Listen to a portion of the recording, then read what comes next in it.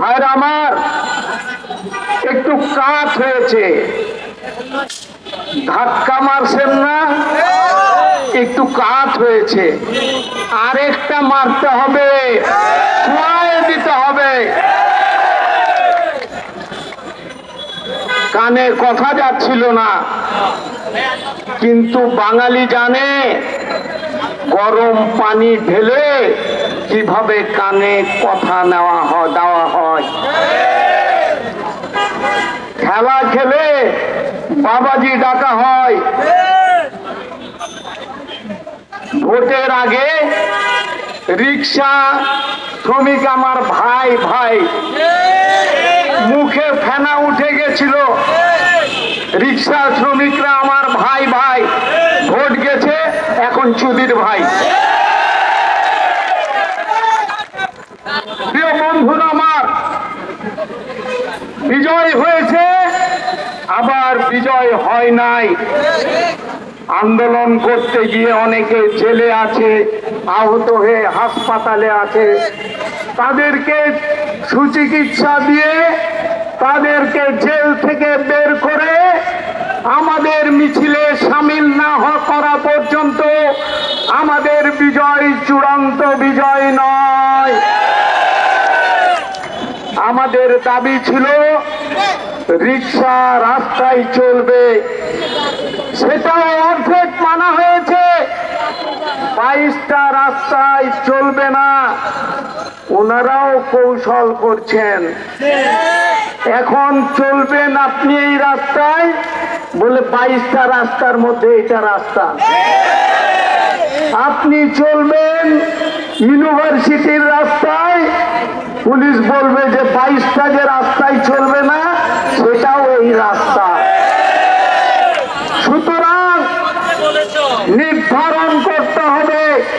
আমরা বলেছি প্রত্যেক রাস্তায় চলবে, রাজপথের পাশে সার্ভিস লেন তৈরি করে দিতে হবে।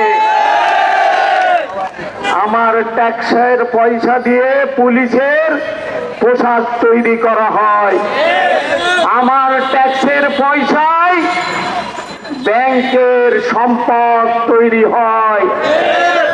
আমি চুরি করি, আমি ডাকাতি করি, আমি রক্ত ঘাম ঝরিয়ে আমার জীবিকা চালাই, আমার পরিবারের সংসার চালাই।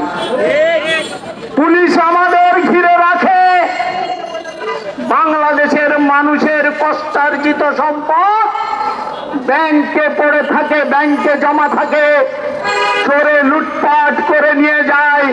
পুলিশ সেখানে যায় না, পুলিশ আমাদের কাছে আসে। লুটেরাদের রাজত্ব কায়েম হয়েছে, কারণ আমার ভোট ভাতের অধিকার নাই। ভাতের অধিকার কাটতে হলে, সেইটাকে নিরাপদ করতে হলে ভোটের অধিকার কাটতে হয়। ভোটের অধিকারটুকুও কেড়ে নেওয়া হয়েছে।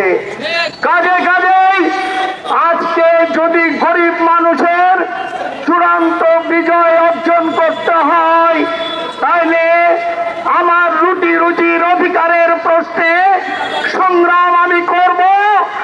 আমার ভোটের অধিকারের প্রশ্নেও আমাকে আজকে সংগ্রাম করতে হবে।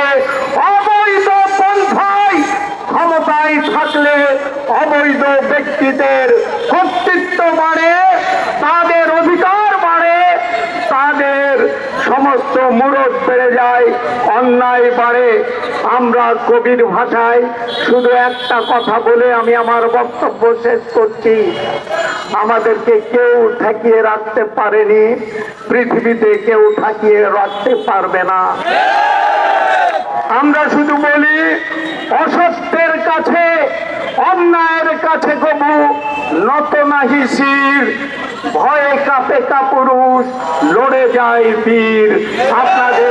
আপনাদের অসংখ্য ধন্যবাদ জানিয়ে আমি আমার বক্তব্য